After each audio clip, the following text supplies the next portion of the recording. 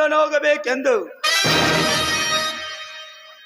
ಅಂದು ನಾನು ಕಣ್ಣಿಟ್ಟ ಯಮುನೆ ಇಂದು ಶಕ್ತಿಯ ಮಡದೆ ಬೆಳೆದ ಬೆನ್ನತ್ತಿ ಕಾಡುವನ್ನ ನಾಶ ಪೂರೈಕೆ ಹೋಗಬೇಕಾದರೆ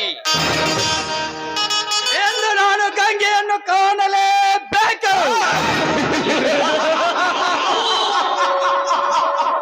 ಗಂಗಾ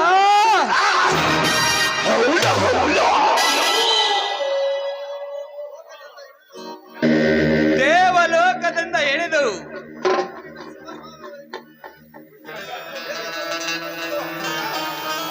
ಆಳೆ ನಿನ್ನ ಶಿವ ನನ್ನ ಕೈವಾಡದಿಂದ ಗೌಡನ ಮನೆಗೆ ನರಬಲೆ. ಗೌಡ ಬಿಡದೆ ಬೆನ್ನತ್ತಿ ಕಾಡುವ ನನ್ನ ಆಸೆ ಪೂರೈಕೆ ಆಗಬೇಕಾದರೆ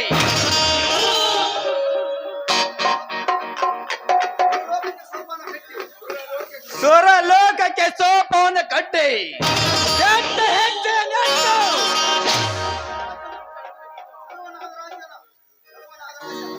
ಈ ಚೆಲುವ ನಾಗರಾಜ ಅಂದೆ ಆಗುವನ ನಿನ್ನ ಹೃದಯದ ದೊರೆ. ಈ ವಿಷಯದ ವಿಷದ ಬೀಜವನ್ನು ಗೌಡನ ತಲೆಯಲ್ಲಿ ಬೇತ್ತೆ ಗೌಡನಿಂದ ನಿನ್ನ ಗಂಡನನ್ನು ಗುಟ್ಟಿಂಚಿ ಕೊಂದು ರಂಡೆಯಾದ ನಿನ್ನ ಗಂಡ ನಾನಾಗದಿದ್ದರೆ ನನ್ನ ಹೆಸರು ಚಲುವೀರ ಚಲದಂಕಮಲ್ಲ, ನಾಗರಾಜನೇ ಅಲ್ಲ.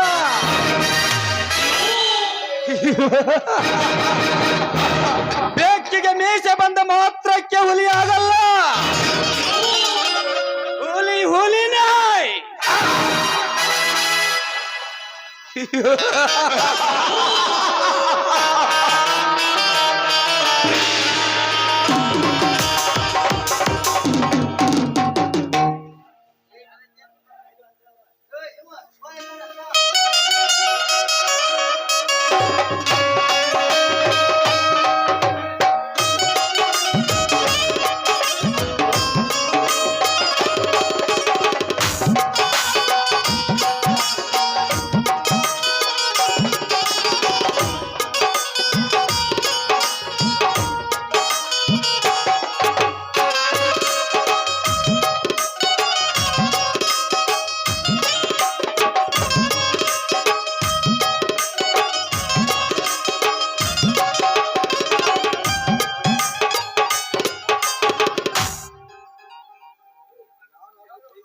ಯಾರವರು?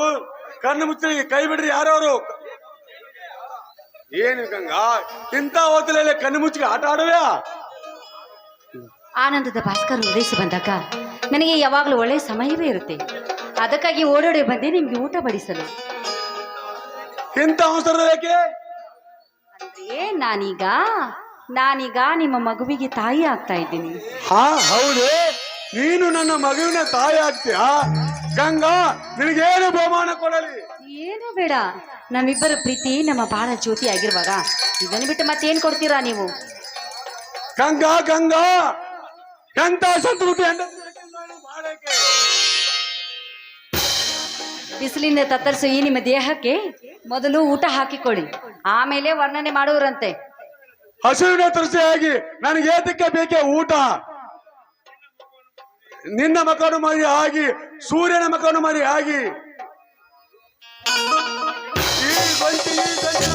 ಗಿಡ ಆಡುವ ಈ ಹಾಡುನ ಬಾರಿ ಹೇ ಗಂಗಾ. ಆಯ್ತ್ರಿ,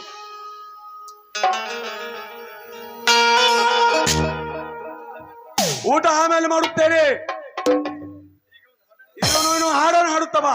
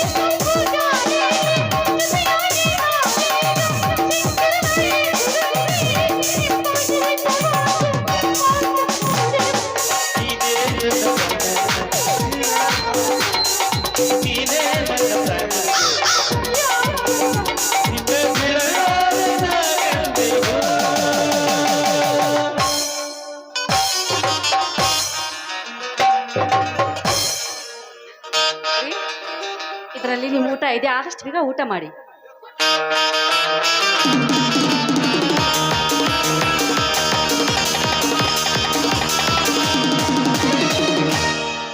ಗಂಗಾ, ಬೆಳೆ ಹಾಳು ಮಾಡುತ್ತಾ ಈ ಗಿಡವನ್ನು ಕಡು, ಆಮೇಲೆ ಊಟನ ಮಾಡುತ್ತೇನೆ.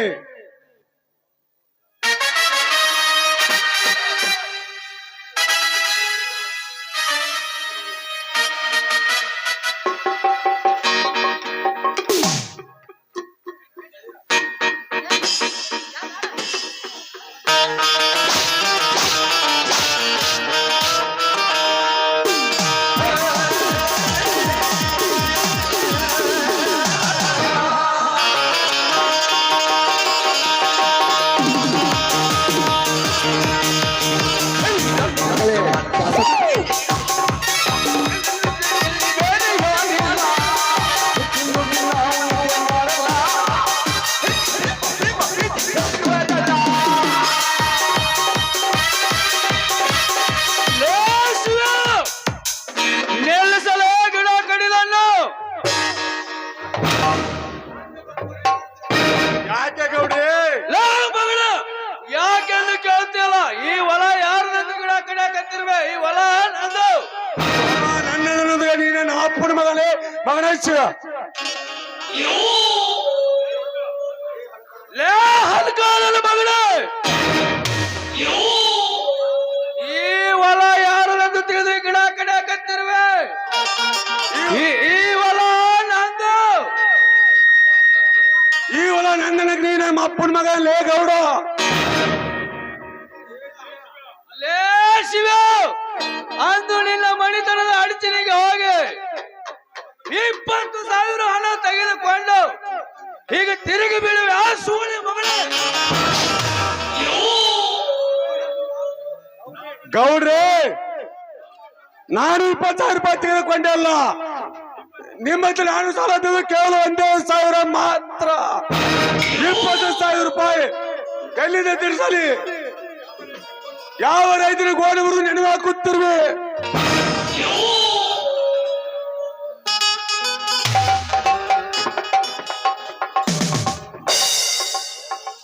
ತಮ್ಮ ಶಿವಣ್ಣ, ನಿಮ್ಮ ಗೋನ ಮುರದ ನೇನ್ ಹಾಕಾಕ ನಾವ್ಯಾ ಕಲೆಕ್ಟರ್ ಸಾಹೇಬ್ರಿ?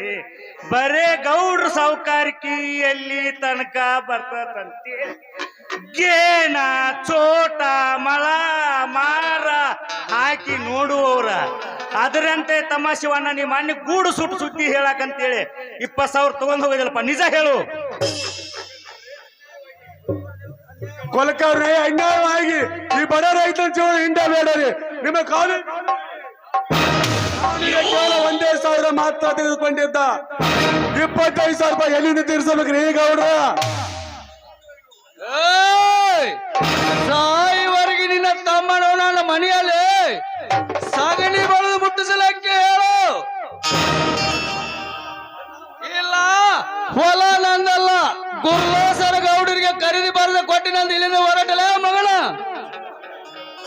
ಗೌಡ್ರೆ, ಹೊಲ ನನ್ನಲ್ಲ ಅಂತ ಹೇಳ್ತೀನಿ ನಿಜ. ನನ್ನ ತಮ್ಮನ ನಿನ್ನ ಕೈಲು ಹಾಳಾಲ ಹೇಳಲೇ ಮಗ ಗೌಡ. ಸಂಸಾರಕ್ಕೆ ತಲಾಟೆ ಬೆಚ್ಚಿ ಹೋದ್ರೆ ಈ ಮಗ ಸಾಲ ತಗೊಂಡಿದ್ದ ಪತ್ರವನ್ನು. ಆಯ್ತು ಗೌಡ್ರೆ, ಓದ್ತೀನಿ. ನೀವು ಬೆನಕಟ್ಟಿ, ಜಾಲಿಕಟ್ಟಿ, ಮಲ್ದೂರ, ಮಬ್ನೂರ ಅಡ್ಡಾಡಿ ಬಡ್ಕೊಂಬಂದ್ ಮಗನ ನಮ್ಮ ಶಿವಾನ ಕೊಟ್ಟಿ ಬಾ, ಓದ್ತಾನ ಅದನ್ನ.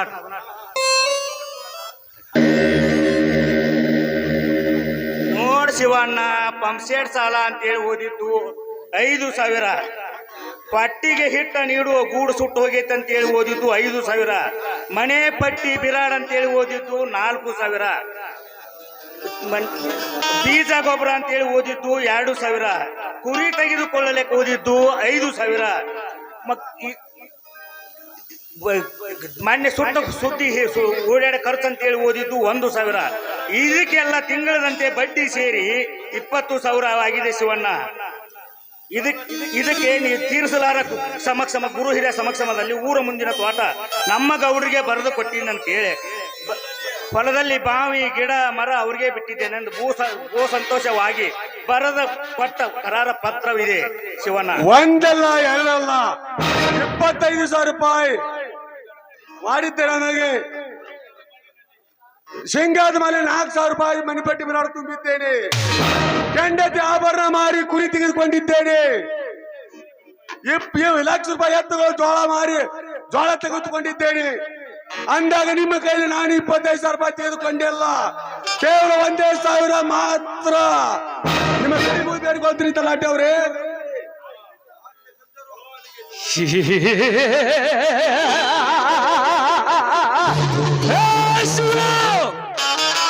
ಕಾಲಿಗೆ ಬಿದ್ದರು ಕರುಣೆ ತೋರಿ ಬಿಡುವಳಲ್ಲ ಈ ಕಟುಕ. ಈ ಕಟುಕ ಹಿಡಿದಿದ್ದೆ ಹಠ. ಅಂದ್ರೆ ನಿನಗೆ ಆಪದ ಬಂದಾಗ ಕತ್ತು ಹೋಗುತ್ತದೆ ಧಾರ್ಮಿಕದ ನಾಟಕ ಮಾಡಿ ಈಗ ನನಗೆ ತಿರುಗಿ ಬೀಳುವೆ ಆ ಸೋಳ ಮಗನೇ. ನಿನ್ನನ್ನು ಜೀವಂತವಾಗಿ ಸುಟ್ಟರು ಲೇಸಿವ. ನನ್ನ ಹೊಟ್ಟೆಯಲ್ಲಿ ಉರುತ್ತಿರುವ ಪ್ರಾಹಾಗ್ನಿಗಳು ನಂದಲಾರದಲ್ಲೇ ಮಗನ. ಈಗ ನನಗೆ ಹೊಲ ಬರೆದು ಕೊಟ್ಟಲೆಂದು ಮತ್ತು ಬಗಳಿದ್ದಾರೆ. ಇನ್ನು ಉಳಿದ 5,000 ಕೂಡ ನಿನಗೆ ದೊರಕಲಾರದಲ್ಲೇ ಬಾಪ ಶಿವ್ಯ. ಹಾಗೆಲ್ಲ ಹಠ ಹಿಡಿದು ಗುಟುಕು ನೀರಿಗೆ ಸಹ ಗತಿ ಆಗಿಸ್ಬೇಡಿ ನನ್ನಪ್ಪ. ಕಲಿಗಾಲದ ಈ ಕಲಿಯುಗದಲ್ಲಿ ಬೇಡಿದ ಭಾಗ್ಯ ಕೊಡೋ ಧನಿಗಳೇ ಹೇಗೆ ಮಾತನಾಡ್ತಾರೆ. ನಮ್ಮಂತ ಬಡ ರೈತ ನಿಂತು ಬದುಕಿ ಉಳಿಯಬೇಕು. ನಾವು ಮಾಡಿದ ಸಾಲ ಎಷ್ಟೇ ಇದ್ರೂ ತೀರಿಸುತ್ತೇವೆ. ಆದ್ರೆ ಅನ್ಯಾಯವಾಗಿ ನಮ್ಮ ಹೊಲಕ್ಕೆ ಮಾತ್ರ ಕೈ ಹಚ್ಚಬೇಡಿ. ನಿಮ್ಮ ಮಗಳಂತಿರೋ ನಾ ನಿಮ್ಮನ್ನು ಶರಗೊಟ್ಟು ಬೇಡಿಕೊಳ್ಳುತ್ತೇನೆ. ತಂಗಿ ಗಂಗಮ್ಮ, ತಂಗಿ ಗಂಗಮ್ಮ, ಯಾಕ ನೀ ಸುಮ್ಮನೆ ದುಃಖಿಸಿ ಅದನ್ನು ನುಂಗಿ ಸಾಯಕತ್ತಿ. ನಮ್ಮ ಗೌಡ್ರಿಗೆ ಸೆರಗೊಟ್ಟಿ ಸೆರಗ ಹಾಸಿ ಹೊಲಕರ್ರಿ ಅನ್ಯಾಯ ಮಾಧ್ಯಮ ನಾಳಿಕೆ ಯಾಚಾರ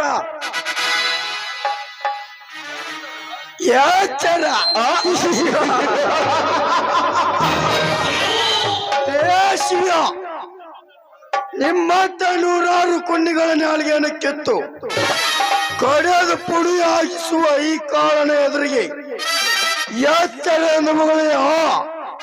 ಈಗಲೇ ನಮ್ಮ ಗೌಡರು ಅಪ್ಪಣೆ ನೀಡಿದರೆ ಪತ್ತೆ ಆಗದ ಸೀಳಿ ಬಿಡುವೆ ನಿನ್ನ ಶರೀರವನ್ನು. ಗೌಡನಿಂದ ತಿನ್ನ ಕೊಬ್ಬಿಡಿತ ಮಗಳೇ. ನಿಮ್ಮಂತರಿಗೆ ಬಗ್ಗಲಾರೆ ಗಂಡಿದೆ. ಶಿವ ಸರಿ ಆಚರಣೆ.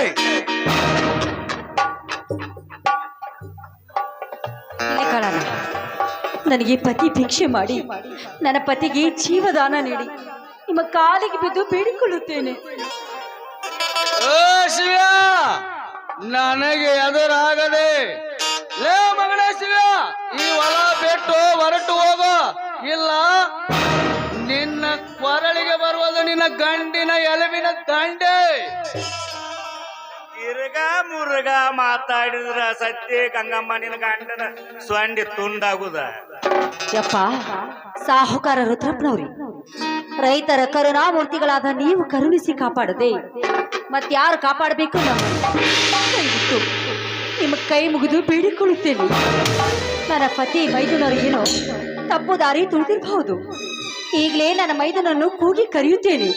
ನಿಮ್ಮ ಸಾಲದ ಬಗ್ಗೆ ಶಾಂತವಾಗಿ ವಿಚಾರ ಮಾಡಿ. ಆದ್ರೆ ಅನ್ಯಾಯವಾಗಿ ತಪ್ಪು ದಾರಿ ಮಾತ್ರ ತುಳಿಯಬೇಡಿ. ಯಾಕಂದ್ರೆ ಈ ಭೂತಾಯಿ ನಮಗೆ ಅನ್ನ ಹಾಕುವ ತಾಯಿ. ಏನಂದಿವ ತಂಗಿ? ಏನು ತಲಾಟೆ ಅವ್ರಿ, ನಾನು ಬರೆದ ಕೊಟ್ಟ ಕಾಗದ ಪತ್ರ ಕೊಡ್ರಿ, ಅದನ್ನ ಓದಿ ಸರಿಯಾಗಿ ನೋಡಿ ತಾಯಿಯ ಹೊಲಕ್ಕೆ ಕಲಕಿ ನಮಸ್ಕರಿಸಿ ಹೋಗುತ್ತೇನೆ.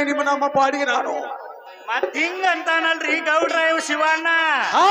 ತಲಾಟೆ ಕೊಡು, ಈ ಮಗನಿಗೆ ನೋಡಿಕೊಳ್ಳಲಿ. ಸಾಲವನ್ನು ಎಟ್ಟು ಓದಿದ್ದಾನೆ ಶಿವಣ್ಣ. ಗೌಡ್ರಿ ಇದೇನ್ರಿ ನಾ ಬರೆದು ಕೊಟ್ಟ ಕರೆಯದ ಕರಾರ ಪತ್ರ. ಎಂತ ನಕಲಿ ಪತ್ರನ ಬರಿಸೊಂದು ಯಾವ ಬಡವರ ಗೋಣ ಮುರಿದು ನೆನವು ಹಾಕುತ್ತಿರ್ವಿ. ಗೌಡ್ರಿ 1000 ವರ್ಷದ ಸಾವ ತಪ್ಪತ್ತು. ಇಂಥ ನಕಲಿ ಪತ್ರಕ್ಕೆ ನಾನೆಂದು ಅವಕಾಶ ಕೊಡಲಾರೆ ಮಗನೇ.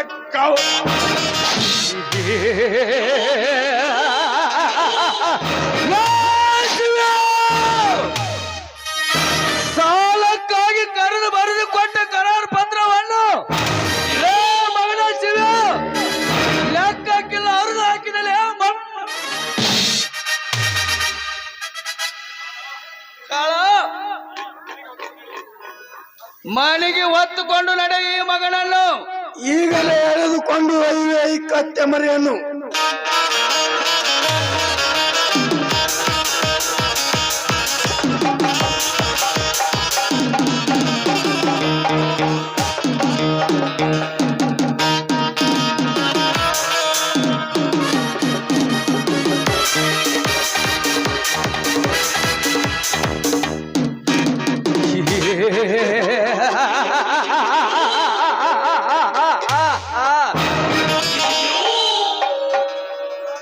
ತಲಾಟೆ ನೀನೊಂದು ಎತ್ತು ಹಿಡಿದುಕೋ, ನಾನೊಂದು ಎತ್ತು ಹಿಡಿದುಕೊಳ್ಳುತ್ತೇನೆ. ಮನೆಗೆ ಹೋಗಿ ಇವಳು ಸಮಾಚಾರ ನಿನಗೆ ತಿಳಿಸುತ್ತೇನೆ.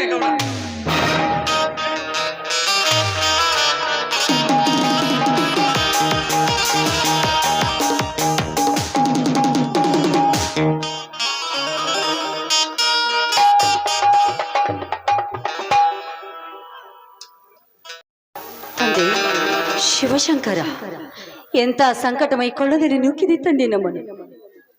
1000ಕ್ಕೆ 20,000 ಸಾಲವಾಗಿದೆ ಅಂತ ಸುಳ್ಳು ಹೇಳಿ ನನ್ನ ಪತಿಯನ್ನು ಅಗ್ನಿಗೆ ಆಹುತಿ ಮಾಡಲು ಹೊರಟಿದ್ದಾನೆ ಆ ಸಾಹುಕಾರ. ತಂದೆ, ಎಂದು ಕಣ್ತೆರೆದು ನೋಡುವೆ ಈ ಜಗದ ಜೀವಿಗಳನ್ನು.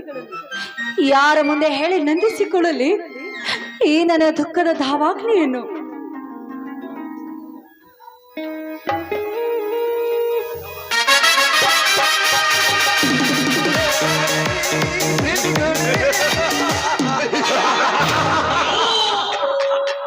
ಎನ್ನ ದುಃಖದ ಧಾವಾಗ್ನಿಯನ್ನು ನಂದಿಸಲಕ್ಕೆ ಅರೆ ನಿಮಿಷ ತಡೆದ ದರೆಗಿಳಿದು ಬಂದನು ಗಂಗಾ ದೇವಲೋಕದಿಂದ.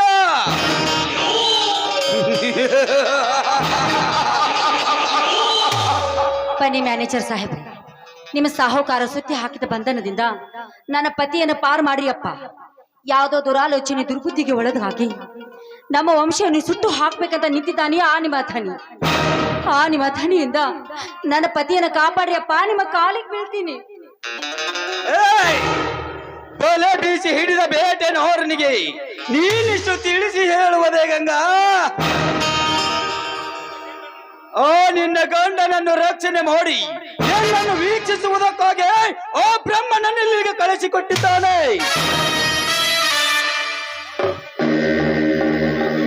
ಆ ಗೌಡ ನಿರ್ಮಿಸಿದ ಮಾಯೋ ಪಂಜರವನ್ನು ಸೆದೆ ಬೆಡೆದು ನಿನ್ನ ಗಂಡನನ್ನು ರಕ್ಷಣೆ ಮಾಡುವ ಕೆಲಸ ನನ್ನದು.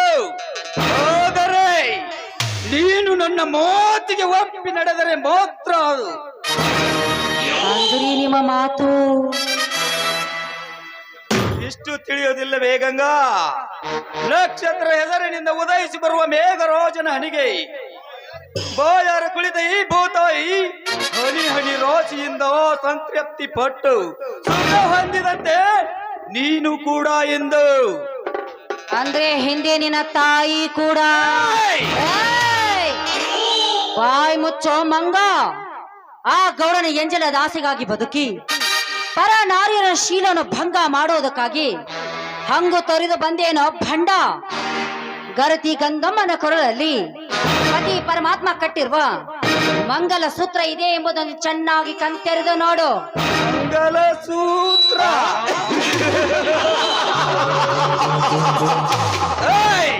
ಚಂಗುಲಾಬಿ ಅಂತಿರುವ ನಿನ್ನ ಕೊರಳಿಗೆ ಅರ್ಪಿತವಾಗೋದು ಬಡಬಿಕಾರಿ ಗಂಡನ ಸೂತ್ರವಲ್ಲ, ಈ ನಾಗರಾಜನ ಸೂತ್ರ.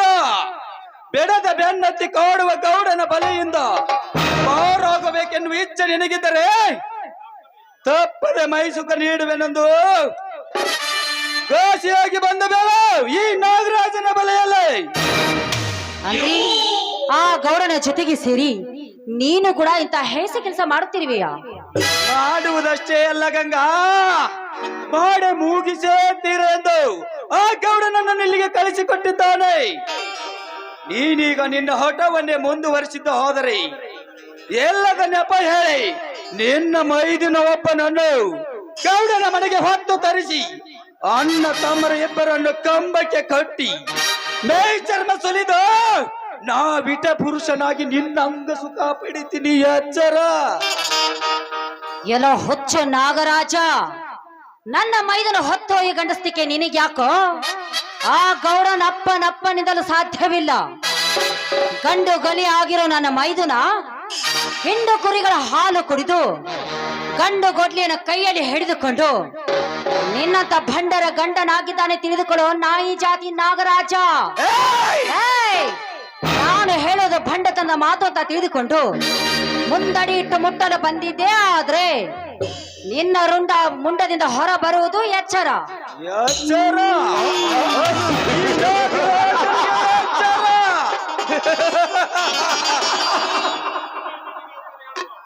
ಲೇ, ನನಗೆ ಎಚ್ಚರ ಹೇಳುವ ಹೊತ್ತ ಶಿವ್ಯಾನ ಸೂಳೆ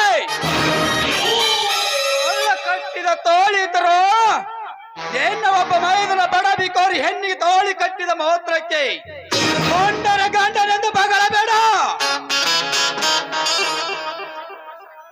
ವೇಷಿಯರ ಪೋಚು ಹಾಕಿಕೊಂಡು ಒಂದು ಬಡಬಿ ಕೋರಿ ಹೆಣ್ಣಿಗೆ ತೋಳಿ ಕಟ್ಟಿದ ಮಾತ್ರಕ್ಕೆ ಕೊಂಡರ ಗಂಡನೆಂದು ಬಗಳಬೇಡ. ವೇಶ್ಯರ ಪಾಶ ಹಾಕಿಕೊಂಡು ಬಂದಿದ್ದು ನನ್ನ ತಂಗಿ ಯಮುನೆ ಅಲ್ಲ, ಅದು ನಿನ್ನ ಹೆತ್ತ ತಾಯಿ. ಕೆಟ್ಟ ಸೂಳೆ! ಆ ಸೂಳೆ ಕೂಡ ನಿನ್ನ ತಾಯಿನೋ? ಗಂಗಾ,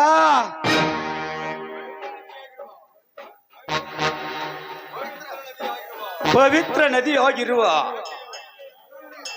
ಗಂಗೆ ಯಮುನೆಯರ ಹೆಸರಿನಲ್ಲಿ ಬಾಳಬೇಕೆಂದಿರುವ ಹೇಸಿ ಹೆಣ್ಣೆ, ಹೆಸರಿನ ಕಮಲದಲ್ಲಿ ಉದಯಿಸಿ ಬಂದಿರುವ ನನ್ನ ತಾಯಿಗೆ ಎಂದ ನುಡಿ ಆಡುವೆ ರಂಡೆ. ನಿನ್ನಂತ ನೂರಾರು ಚಂದುಳೆ ಚಲುವೆಯರನ್ನು ಪರಿಮಳ ಹೀರಬೇಕೆಂದು ಹಂಬಲಿಸಿ ಬಂದ್ರು ಈ ನಮ್ ದೊಂಬಿ ಅಂತ ನಾಗರಾಜನಿಗೆ ಕ್ಷಣಿಕವಾಗಿ ಮಾತನಾಡಿದರೆ ವಿಷಕಾರಿ ಹರಿದು ಬಿಡುವೆ ನಿಮ್ಮನ್ನು. ನೀನು ವಿಷಕಾರಿ ಕಲ್ಮಶ ಮಾಡಿದರೂ ಕೂಡ ನೀನು ಬಿಟ್ಟ ವಿಷವನ್ನು ಕುಡಿದು ಈ ಜನರಿಗೆ ಅಮೃತ ಕೊಡೋದಕ್ಕೆ ನನ್ನ ಗಂಡ ಬಂದೇ ಬರುತ್ತಾನೆ ವಿಷ ಕಂಠನಾಗಿ. ಹಿಂದೊಮ್ಮೆ ಅಮೃತಕ್ಕಾಗಿ ಸಮುದ್ರವನ್ನು ಮಥನ ಮಾಡುತ್ತಿರುವಾಗ ಸರ್ಪ ಬಿಟ್ಟ ವಿಷಯದಿಂದ ಇಡೀ ಜಗತ್ತೇ ನಿರ್ಮೂಲವಾಗುತ್ತಿದೆ ಅಂತ ತಿಳಿದುಕೊಂಡು ಆ ಶಿವಶಂಕರ ಬಂದು ವಿಷ ಕುಡಿದಿದ್ದಕ್ಕೆ ಈ ಮಾತೇ ಸಾಕ್ಷಿ. ನಿನ್ನಂತ ಸೂಳೆಗೇನು ಗೊತ್ತು ಶ್ರೀಮಂತರ ಮದ್ಭಾವದ ಕತೆ?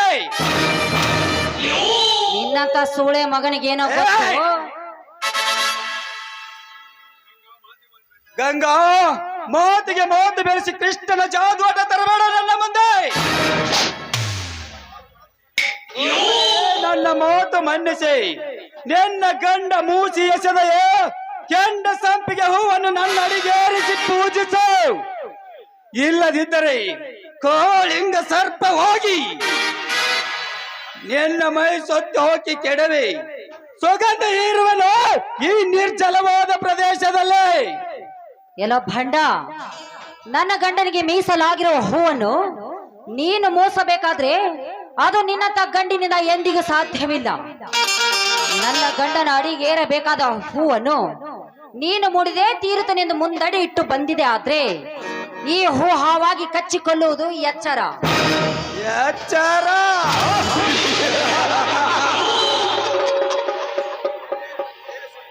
ಲೇ ಸೊಕ್ಕಿನ ಹೆಣ್ಣೆ, ಯಾವ ರೀತಿ ತಿಳಿಸಿ ಹೇಳಿದರು ಬರುವ ಹೆಣ್ಣಲ್ಲ ನೀನು. ನಿನ್ನ ಕೋಮಲವಾದ ಕೆನ್ನೆಯ ಮೇಲೆ ಈ ನಾಗರಾಜನೆಂಬ ನಾಮ ಮೂಡಿಸುವೆ ನನ್ನ ದಂತಾಕ್ಷರಗಳಿಂದ.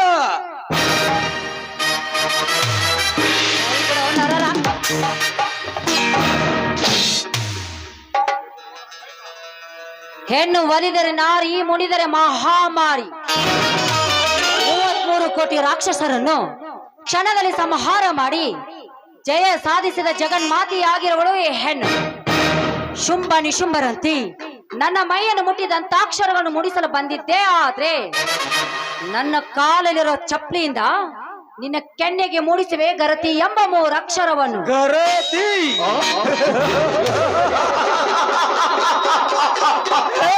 ಕನ್ನಡ ನಾಡಿನ ಹಿರಿಗರತಿ ಬ್ರಹ್ಮನಿಗೆ ಮಗಳಾಗಿ ಹುಟ್ಟಿ ಬಂದ ಸರಸ್ವತಿ ಬ್ರಹ್ಮನಿಗೆ ಹೆಂಡತಿಯಾದಳು. ಅವ ಯಾವ ಮಹಾಗರತಿಲೇ? ಗಂಡನನ್ನು ಉಂಡು ಮಲಗಿಸಿ ಮೆಂಡನೊಡನೆ ಸರಸವಾಡಿ ಬಂದು ಗಂಡನೆದುರಿಗೆ ಗರತಿ ಎಂದು ಹೇಳುವ ನೀನ್ಯಾವ ಮಹಾಗರತಿ? ಗಂಡನನ್ನು ಗುಂಡಿಕ್ಕಲೆಕ್ಕೆ ಕಳುಹಿಸಿ ಈ ದಟ್ಟವಾದ ಕಾಡಡಿವಿಯಲ್ಲಿ ನಿನ್ನ ಮೈದುನೊಡನೆ ಸರಸವಾಡಲು ಬಂದಿರುವೆಯಲ್ಲ, ನೀನ್ಯಾವ ಮಹಾಗರತಿ?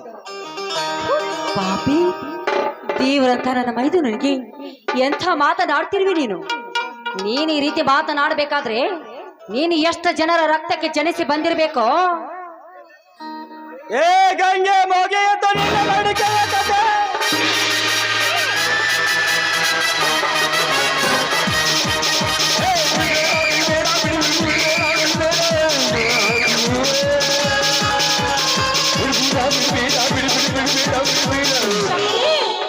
ಶಕ್ತಿ ಎಲ್ಲಿದೆಯಾ? ಬಾರಪ್ಪ. ಓಹೋ, ಬಂದೆ ಬಾ ಬಾ ನನ್ನ ಮಗನೇ, ಸಮಯ ಸಾಧಿಸಿ ಕೊಕ್ಕಿ ತಿನ್ನುತ್ತೇನೆ ಈ ಹಕ್ಕಿಯನ್ನು. ಬಾ, ನೋಡ್ತೇನೆ ಮಗನೇ ನಿನ್ನ ದಾರಿಯನ್ನು.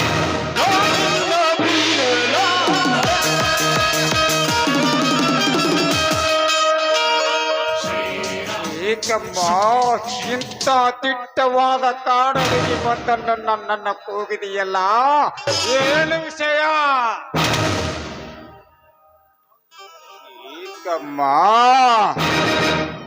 ಮತ್ತೆ ನಾನು ನಿನ್ನ ಬಂದ ಮುಂದೆ ನಿಂತರು ಮತ್ತೆ ನಿನ್ನ ಕಣ್ಣಲ್ಲಿ ನೀರು. ಏಕಮ್ಮ, ನಿನಗೆ ಬಂದಿರುವ ಆಪತ್ತೇನೆಂದು ಯಾವನಾದರೂ ಕೂವಕ್ಕೆ ನನ್ನ ಮಗ ನಿನ್ನ ಹೊಡೆದನೇ ಇಲ್ಲ, ಹೊಡೆದನೇ ಇಲ್ಲ, ಯಾವನಾದರೂ ಕೂವಕ್ಕೆ ನನ್ನ ಮಗ ಕೈ ಮಾಡಿದನೇ ಹೇಳ, ಮಾತಿಗೆ ಹೇಳು. ಅವನ ರುಂಡವನ್ನು ಚಂಡು ಹಾಡ ಮೈಥುನ, ಹೇಗೆ ಹೇಳಲಪ್ಪ ಕಣ್ಣೀರಿನ ಕಥೆ ಏನು? ಎಂತಾದರೂ ಸಹಿಸಿಕೊಂಡು ಹೇಳಮ್ಮ ನಿನಗಾದ ಕಥೆಯನ್ನು. ನಮ್ಮ ಮನೆತನಕ್ಕೆ ಅನ್ಯಾಯ ಬಿಗಿದವರನ್ನು,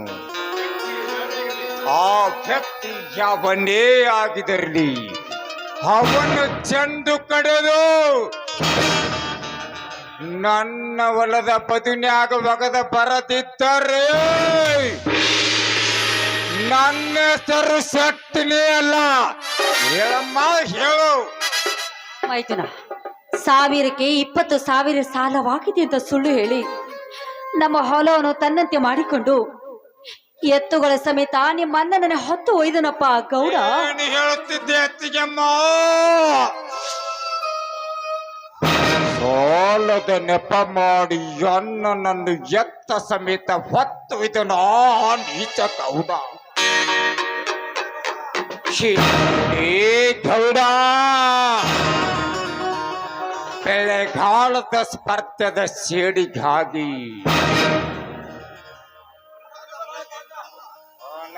ತಪ್ಪೋಳಿಕೆಯಿಂದ ಉಪ್ಪಿ ಮರುವ ನಿನ್ನ ಕಬ್ಬು ಉಳಿಸಲಕ್ಕೆ ಈಗಲೇ ಬರುವೆ ಈ ಪರಶುರಾಮನ ಕಂಡುಕೊಳ್ಳಿಂದ ಹೋಗಿ ಬರು. ಅದು ಏನಮ್ಮ, ನನ್ನಿಂದ ನನ್ನ ಅಣ್ಣನ್ನು ಬಿಡಿಸಲು ಸಾಧ್ಯವಿಲ್ಲ ಅಂತ ತಿಳಿದುಕೊಂಡ್ರೇನಮ್ಮ?